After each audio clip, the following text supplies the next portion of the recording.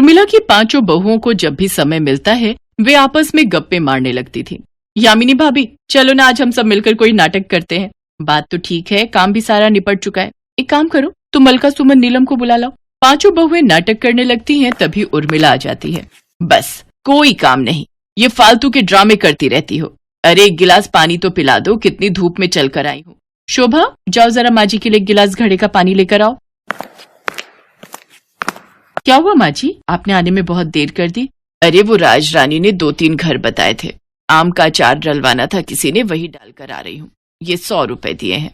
अच्छा मैं थोड़ी देर लेट जाती हूँ। ये ले यामिनी बहू, सब्जी वाला निकलेगा तो 2 टाइम की खरीद लेना। माँ जी इस उम्र में भी कितना काम करती हैं। हम सबके पति भी पूरा दिन मजदूरी करके शाम को थके हारे घर लौटते हैं। हम सब कितनी भाग्यशाली हैं जो हमें ऐसी सास मिली। उर्मिला की पांचों बहुएं ससुराल में थोड़े में ही खुश थी, क्योंकि उर्मिला अपनी बहुओं का बहुत ख्याल रखती थी। सब बहुएं अपने अपने काम में लग जाती हैं। यामिनी भाभी, वो घर में दालें सारी खत्म हो गई हैं। अच्छा पर ये सब तो शाम को आएंगे। माँ जी ने जो 100 रुपए दिए उसकी तो सब्जी आ जाएगी। कल देखते हैं, ये सब पैसे देंगे तो खरीद लाएंगे। तभी सब बहुओं के पति भी मजदूरी करके लौट आते हैं, पर उस दिन किसी को भी मजदूरी के पैसे नहीं मिले। पता नहीं क्या होगा, अभी तो मजदूरी के सारे काम बंद पड़े हैं। आज भी हम में से किसी की कोई कमाई नहीं हुई। चिंता मत करो जी, हर दिन एक सा नहीं रहता। ये लो तुम रोटी खा लो। अपने अपने पति के परेशानी से भरे चेहरे देखकर सभी बहुएं भी दुखी हो जाती हैं। काश हम सब भी कोई काम कर पाते तो घर के खर्चों में कितनी मदद हो जाती। हाँ पर हम कर ही क्या सकते हैं। नीलम ये लो पकोड़े लाया था, सबको बांट दो। नीलम सब में थोड़े थोड़े पकौड़े बांटती है। तभी उसकी नजर उस अखबार पर जाती है जिसमें पकौड़े रखे थे। इसमें कुछ लिखा है, हमारे गांव में 15 अगस्त के दिन एक नाटक प्रतियोगिता होने वाली है। जो भी सबसे अच्छा नाटक प्रस्तुत करेगा उसे 50,000 रुपए का इनाम मिलेगा। क्या 50,000 रुपए का इनाम? अगर हम इनाम को जीत गए तो हमारे घर में कितनी मदद हो जाएगी। उन रुपयों से हम सब कोई नया व्यापार भी शुरू कर सकते हैं। हाँ ये तो बहुत सही रहेगा।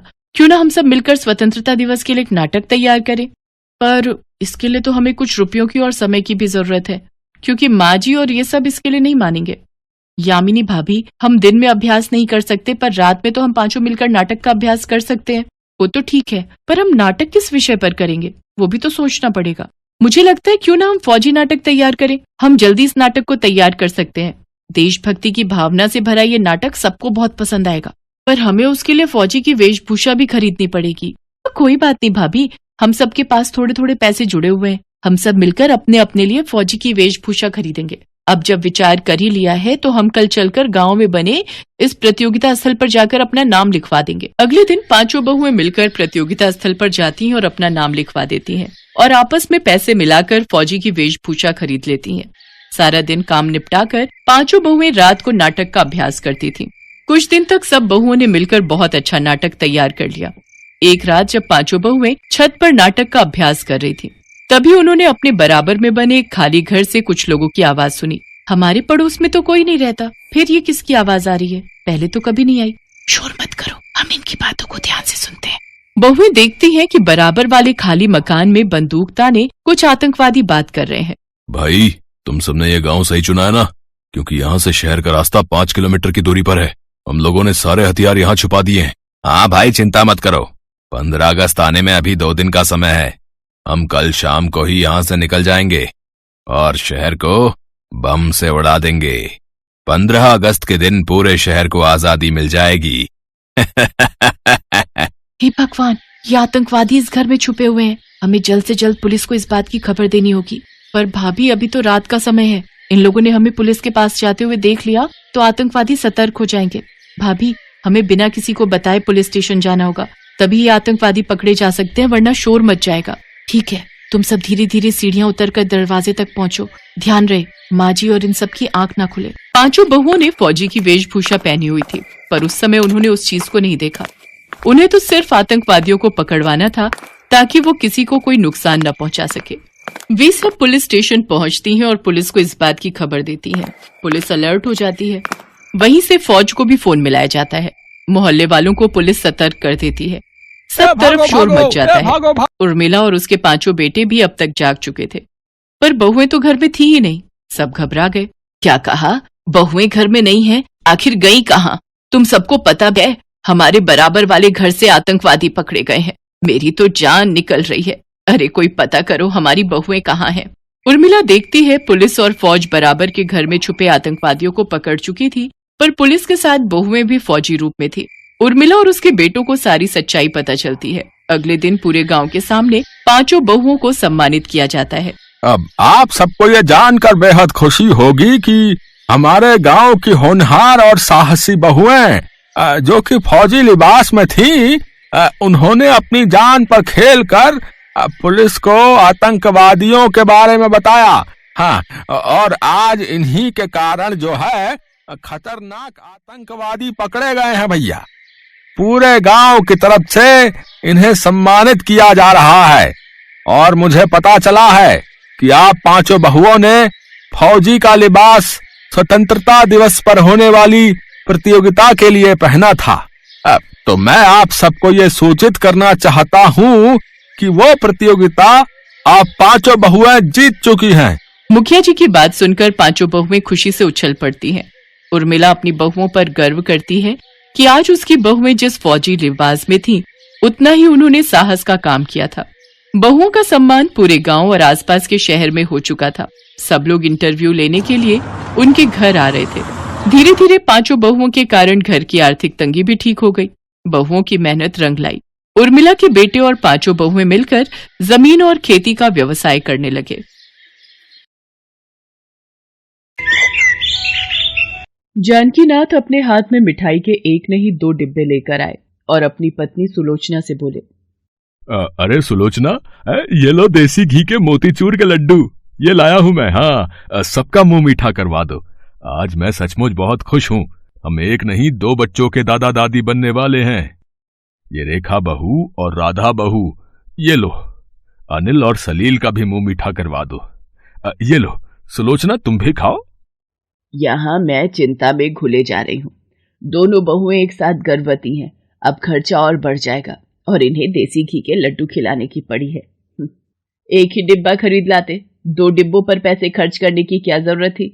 लाओ, दूसरा डिब्बा इधर दो। उसे खोलने की जरूरत नहीं है, मैं फ्रिज में रख देती हूँ। अभी इन दोनों के मायके से कोई बधाई देने आएगा तब खोल लेंगे। देखा भाभी, माँ जी की कंजूसी भरी बातें शुरू हो गई। अब पता नहीं 9 महीने तक ये हमारा क्या हाल करेंगे। चिंता मत करो, सब ठीक होगा। आओ, तुम और मैं मिलकर चाय पीते हैं। कल अनिल बाजार से आते हुए अचारी मठरी लाए थे, वो खाते हैं। अरे, मठरी का डिब्बा यहीं तो रखा था, कहाँ गया? माँ जी, रसोई में मठरी का डिब्बा रखा था, कहीं दिखाई नहीं दे रहा। कौन सी मठरी? वो अचारी मठरी, वो मैंने संभाल कर रख दी है। अब कोई मेहमान आ जाए तो नाश्ते के सामान के लिए दुकानों पर भागते रहो। 1-2 चीजें तो रखी होनी चाहिए ना। माँ जी, भाभी का मठरी खाने का ही तो मन था, तभी तो उन्होंने चाय बनवाई थी।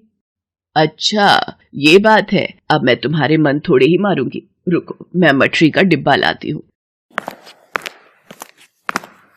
ये लो रेखा बहू, आधी मठरी तुम्हारी और ये आधी मठरी राधा बहू तुम खा लो। अब ये ना कहना तुम्हारी सास कंजूस है, तुम्हारा मन मारती है। तो इसमें कौन सा झूठ है? आप तो हो ही कंजूस मक्खी चूस। राधा, धीरे बोल, माँ जी सुन लेंगी। क्या कहा तुमने? मैंने कुछ मक्खी अक्षर सुना। अरे कुछ नहीं, मैं आपको ये कह रही थी कि आप चाय पी लो, वरना चाय में मक्खी गिर जाएगी। अरे तो क्या हुआ, निचोड़ कर फेंक दूंगी मक्खी को। बेचारी वैसे भी बिना हड्डी की होती है, तो मेरा क्या बिगाड़ लेगी। अब इतनी चीनी पत्ती दूध डली चाय एक मक्खी गिरने से फेंक थोड़ी दूंगी। पर मेरी चाय में मक्खी दिख तो नहीं रही राधा बहू। आपसे डरकर उड़ गई होगी माँ जी। अब बस भी कर राधा, बेकार में माँ जी से उलझ रही है। उनकी तो आदत है कंजूसी करने की। रेखा भाभी, आपकी शादी को 4 साल हो गए। आप तो धन्य हो जो इन्हें झेल रही हो। कोई बात नहीं राधा, माँ जी तो ऐसी ही हैं, उन्हें बदलना मुश्किल है। पर तुम्हारे शुभ कदमों से मैं भी शादी के 4 साल बाद गर्भवती हुई हूँ। मेरे लिए इस बात से ज्यादा जरूरी अभी कुछ भी नहीं। अरे आप बेफिक्र रहो भाभी, हम दोनों एक साथ स्वस्थ बच्चे को जन्म देंगे। चाय पीते हैं, ठंडी हो जाएगी। हाँ, और वो भी आधी मठरी के साथ। रेखा और राधा दोनों खिलखिलाकर हंस देती हैं। रेखा भाभी, गली में अमरूद का ठेला भरकर निकल रहा है। कच्चे कच्चे अमरूद खाओगी? मेरा तो बहुत मन कर रहा है। साथ पे काला नमक ऊपर छिड़क दो तो जिंदगी का मजा ही आ जाए। कच्चे कच्चे अमरूद। तेरी बात सुनकर तो मेरे मुंह में भी पानी आ रहा है। पर वो देख, माँ जी दरवाजे के बीच कुर्सी डालकर बैठी हैं। पता नहीं सुबह से अपने एक फटे ब्लाउज को सिलने में लगी हुई है। 36 बार एक ही जगह से ब्लाउज फटता है पर उसे सिलने में लग जाती है। जब तक ब्लाउज की धज्जियां नहीं उड़ जाएंगी ये उसे पहनना थोड़ी छोड़ेंगी। जा पूछ ले, पता चल जाएगा तुझे भी। माँ जी, अमरूद का ठेला भरकर निकल रहा है। मेरा और भाभी का अमरूद खाने का बहुत मन था, मैं ले लूं भैया से? तुम दोनों बहुओं को भी चैन नहीं है। मैं भी तो गर्भवती हुई थी, मजाल है रोटी सब्जी के सिवा कुछ और खा लिया हो। ओ भैया अमरूद वाले, क्या भाव दिए अमरूद? 70 रुपए किलो दिया है, एकदम बढ़िया ताजा अमरूद है बहन जी। 70 रुपए किलो? अरे इतनी लूट मचा रखी है तुम लोगों ने। सही भाव लगा भैया। 60 रुपए लगा दूंगा, इससे कम दाम नहीं होंगे। अच्छा एक काम कर, ये छोटे छोटे 2 अमरूद देख कितने हुए? 15 रुपए के बनेंगे। ये वाला रहने दे, ठीक नहीं लग रहा, ये एक ही तोल दे। ये 8 रुपए का बैठा है। अरे कैसे 8 रुपए का? ये ले 7 रुपए 50 पैसे। ला इधर दे अमरूद। ये अठन्नी अब कोई नहीं लेता माता जी, हैं? ये अपने पास ही रखो। नहीं लेनी मत ले अठन्नी, मेरे काम आ जाएगी। इस अठन्नी की मैं हरी मिर्च खरीद लूंगी और इसे मैं माताजी दिखाई देती हूँ। बड़ा आया माताजी बोलने वाला, इतने बेकार अमरूद लेकर घूम रहा है। ये लो अमरूद, आधा आधा काट कर खा लो। तुम दोनों भी मेरा खर्चा करवाने में लगी रहती हो। राधा, मैंने कहा था ना, हमारी सासू माँ के राज में कोई चीज खरीद कर खाना कितना मुश्किल है। धन्य है हमारी सासू माँ। ऐसे ही दिन बीत रहे थे। सुलोचना हर चीज में कंजूसी करती रहती थी। सुलोचना अपनी दोनों बहुओं को लेकर डॉक्टर के पास जाती है। देखिए सुलोचना जी, मैंने आपकी दोनों बहुओं का चेकअप कर लिया है। राधा तो बिल्कुल ठीक है, पर रेखा को ताकत और खून बढ़ाने के लिए मैं एक दवाई अलग से लिख कर दे रही हूँ। तुम दोनों एक काम करो, पैदल टहलती हुई घर जाओ, मैं तुम दोनों की दवाइयाँ लेकर आती हूँ। पता नहीं मेरा मन घबरा रहा है। राधा सब कुछ ठीक होगा ना? अरे रेखा भाभी, आप घबराओ नहीं, डॉक्टर ने दवाई लिखकर दे दी है ना, उससे आप ठीक हो जाओगे। माँ जी दवाइयाँ लेकर घर आ जाएंगी। आओ सामने से गोलगप्पे खाते हैं। सुलोचना दवाई की दुकान से दवाई लेने लगती है। क्या 600 रुपए का एक पत्ता दवाई का? और कितने पत्ते लेने हैं? 4, यानी कि 2400 रुपए के 4 पत्ते। एक काम करो भैया, तुम ना ये दवाई रहने ही दो, बाकी की दवाइयाँ दे दो। ये डॉक्टर भी ना फालतू की दवाइयाँ लिख देते हैं। एक दवाई नहीं भी खाएगी तो कौन सा ज्यादा फर्क पड़ जाएगा। चुपचाप ये दवाई खाने को दे दूंगी। रेखा बहू को बड़ा पता चल रहा है कौन सी दवाई कम है। डिलीवरी के दिन पूरे होने में अभी समय था, पर रेखा के डिलीवरी का दर्द छिड़ जाता है। सब लोग रेखा को हॉस्पिटल लेकर जाते हैं। डॉक्टर, अब रेखा कैसी है? रेखा के अंदर खून की बहुत कमी है। उसके शरीर में इतनी ताकत नहीं है कि वो लेबर पेन झेल पाए। हमें उसका बड़ा ऑपरेशन करना पड़ेगा। रेखा की जान को खतरा है। वैसे ऐसा होना तो नहीं चाहिए था। मैंने रेखा को जो दवाई लिख कर दी थी वो दवाई बहुत असरदार थी। आपने समय पर रेखा को वो जो मैंने अलग से दवाई लिख कर दी थी वो दी थी ना? मैं राधा से फोन पर पूछता हूँ, उसे पता होगा। सलील, रेखा भाभी की तबीयत कैसी है? हाँ, दवाइयाँ तो वो समय पर ही ले रही थी। 1 मिनट रुको, मैं उनकी दवाई के डिब्बे में देखती हूँ। कौन सी दवाई बता रही है डॉक्टर? सलील, वो दवाई का पत्ता तो इन दवाइयों में है ही नहीं। मैं सब कहानी समझ गया सलील बेटा। ये सब किया धरा सुलोचना तुम्हारा ही है। तुम्हारी वजह से आज रेखा बहू की जान खतरे में है। तुमने थोड़े से पैसे बचाने के लिए अपनी बहू और होने वाले बच्चे की जान खतरे में डाल दी। मुझे तुमसे ये उम्मीद नहीं थी सुलोचना।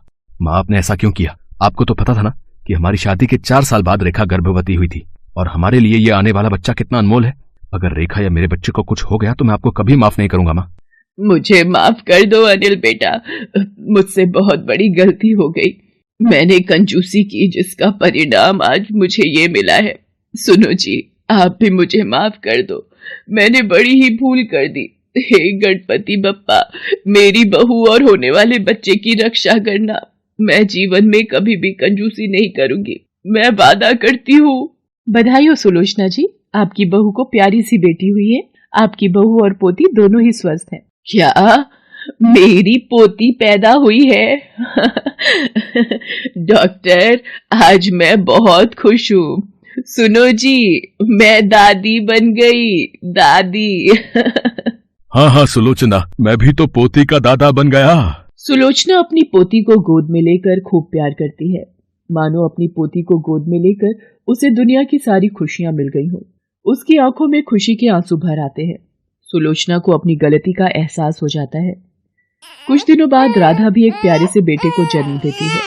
दोनों बहुओं की गोद भरने से सुलोचना बहुत खुश थी। अब उसने अपने व्यवहार को बदल दिया था। ये देखकर सब बहुत खुश थे।